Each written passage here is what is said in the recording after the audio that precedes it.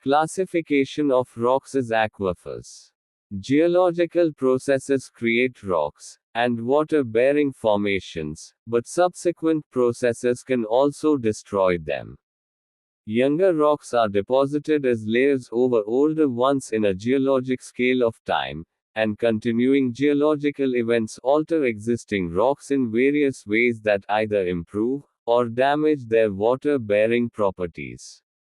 Groundwater occurs in rocks of all ages from the oldest, called the Precambrians, to the youngest, or recent rocks. Generally, younger rocks are better water-bearing formations than the older ones. The reason for this is that the older rocks are more likely to have been buried, compressed and cemented and metamorphosed, which means they are subjected to processes which reduce their water-bearing properties. The rocks comprising the Earth's crust can broadly be divided as igneous, sedimentary and metamorphic depending upon the conditions of their formation. Igneous rocks are those formed by hot molten magma which comes from great depths within the Earth, and then cools and solidifies.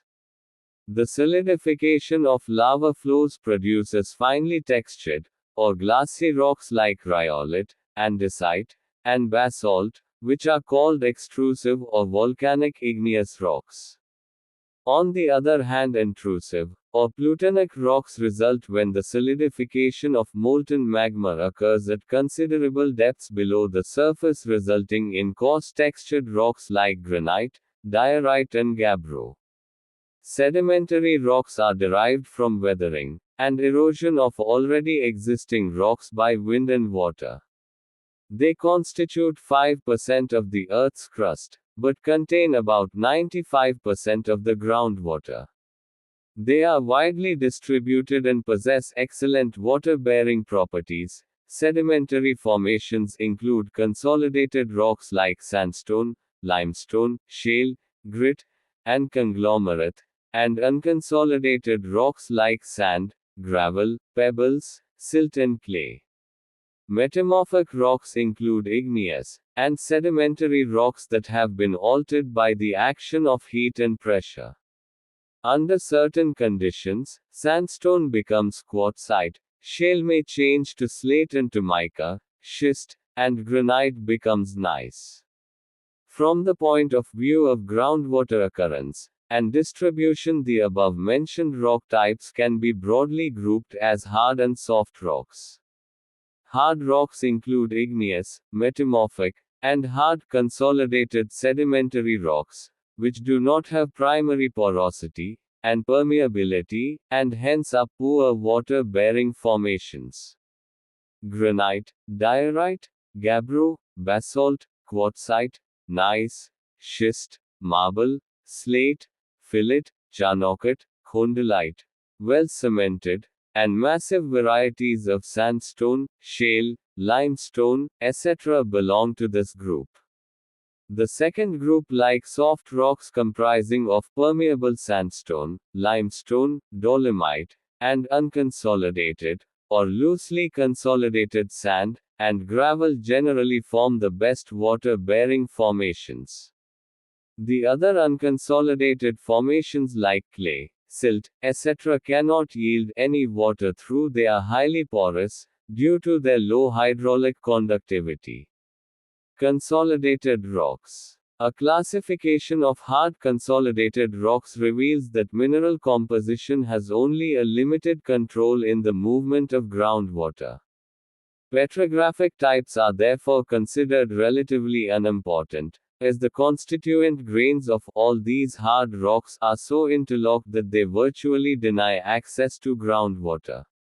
However, alteration of mineral composition and structure through weathering can often change this condition. Structure of the rocks. Joints, fractures, and other structural features are the most important in hard consolidated rocks for groundwater movement and distribution. The rectilinear pattern of drainage, and long straight courses of some rivers and rivulets are surface indications of these structures.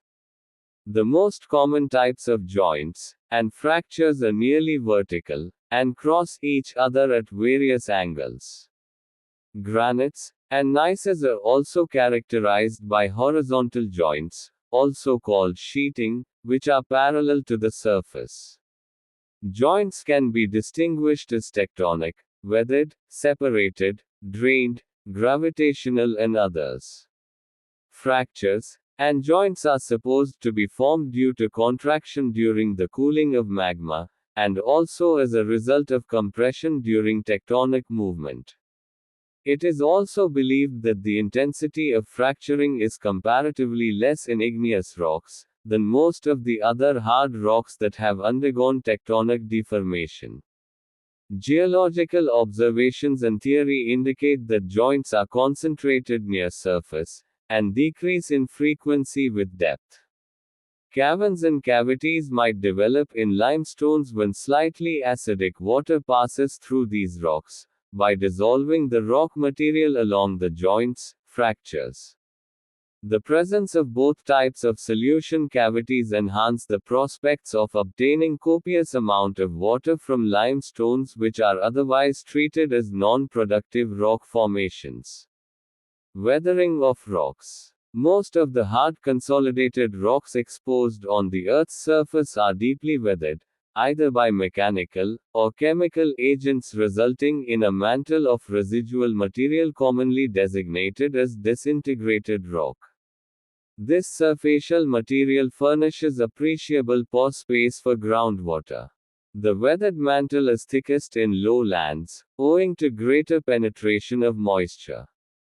Topography of the land. Lowland areas are believed to contain much more groundwater than upland areas. This is mainly due to less subsurface runoff, influent seepage from upland areas, weak structural planes and thick weathered mantle, and better recharge conditions. Unconsolidated rocks. It is believed that the majority of good aquifers are comprised of unconsolidated materials such as sands and gravels.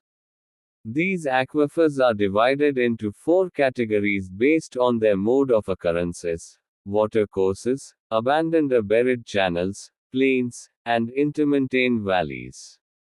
Watercourses comprising of alluvium and sand spreading under the stream channel and the neighboring flood plains offer good sources for exploiting groundwater when their permeability is considerable. Buried channels and valleys which had evolved from old river courses can be expected to be good locations for tapping groundwater resources.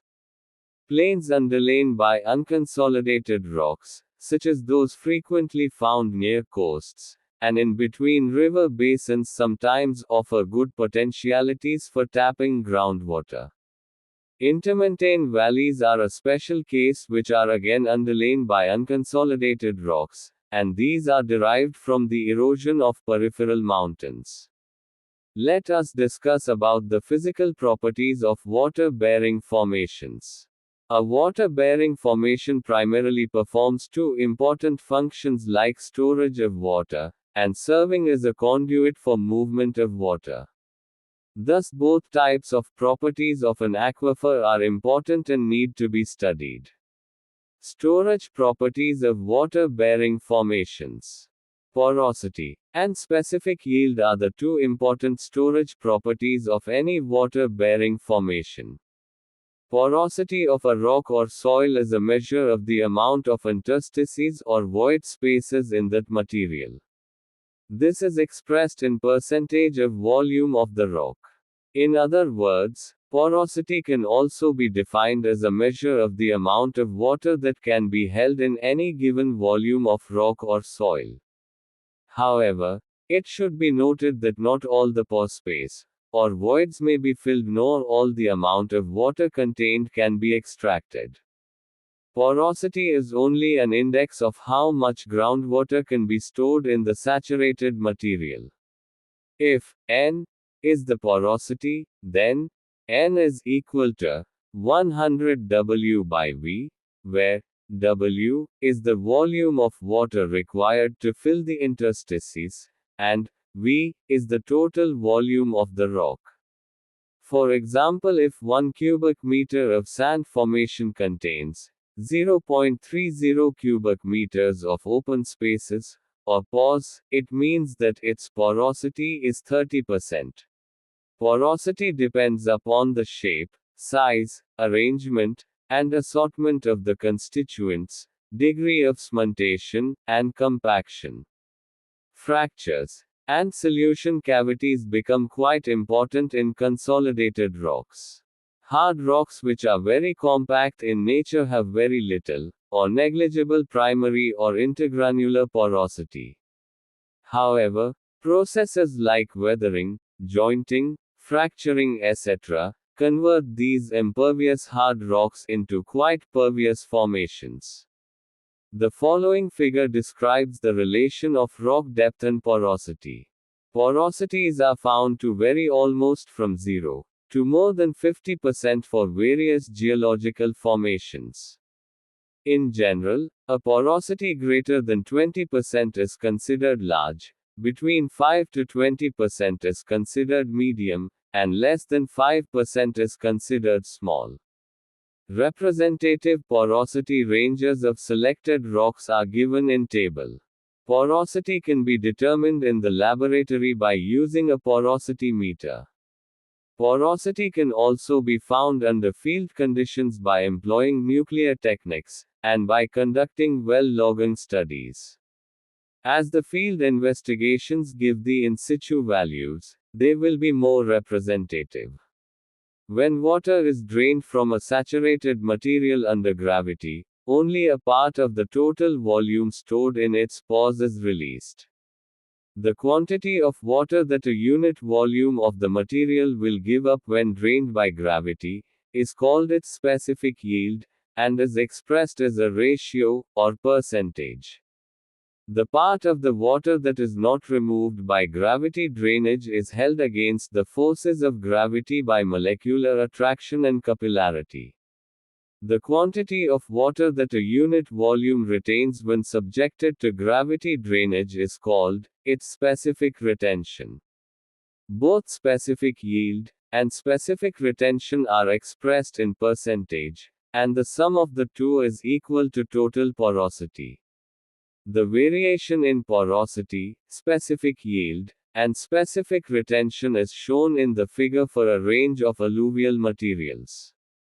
The storage coefficient is defined as the volume of water that an aquifer releases, or takes into storage per unit surface area of aquifer per unit component of head normal to that surface. In an unconfined aquifer, the storage coefficient corresponds to its specific yield.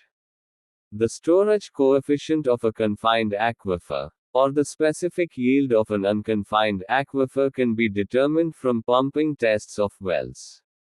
These values can also be estimated from groundwater fluctuations in response to ocean tide variations, or atmospheric pressure. In most confined aquifers, the storage coefficient values fall in the range 0.00005 to 0.005. Conduit properties of water-bearing formations. The property of a water-bearing formation which is related to its pipeline, or conduit function is called its hydraulic conductivity, or permeability. One of the most important properties in groundwater investigations is the study of the ability of a rock, or soil to transmit water and to yield it. This property is known as hydraulic conductivity, K, and is expressed in meters per day. Hydraulic conductivity may vary from a fraction of a meter per day to more than 1500 meter per day. The ability to transmit a fluid other than water such as oil or gas introduces a factor dependent on the fluid, the nature of channels available for flow and their size. Hence the general term, permeability, includes all these and is given by K into mu by rho, which is measured in Darcy's, or meter square, and where mu is the viscosity, and rho is density of fluid. It is generally convenient to use a single term for the product of hydraulic conductivity, and the thickness of the aquifer, which together represent the water transmitting capacity of the entire thickness of an aquifer. This parameter is called the coefficient of transmissivity, and is defined as the rate of flow in quadratic meters per day through a vertical section of an aquifer with unit width under a hydraulic gradient of unity. General values of the coefficient of transmissivity range from less than 10 to 1000 meters square per day. An aquifer whose transmissivity lies between 10 and 25 meters square per day can supply enough water for domestic purposes only. If the transmissivity is more than 150 meters square per day, it is said to be a good water-bearing formation. Hydraulic conductivity can be determined either in the laboratory or in the field. Field methods are mainly the pumping tests.